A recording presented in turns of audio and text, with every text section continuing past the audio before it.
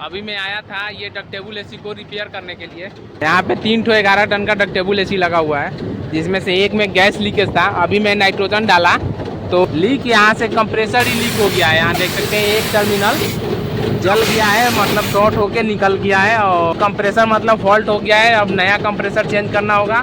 11 ton का machine है। सभी लोग 3500 का बात करते हैं गैस लीकेज पे।